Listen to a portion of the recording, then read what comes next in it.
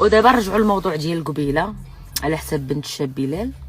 المهم بزاف ديال البنات قالوا لي ديري اتونسيون اكرام، ديري ردي البال، راه تتقرب منك على مصلحتها، غير بعديهم عليك. شوفوا، انا نصيحه مني انا والله العظيم، غير دير الخير ونساه، تيرجع لك، تيرجع الخير، تيرجع لك. مني كتصرفي طاقه الخير كترجع لك بالدوبل.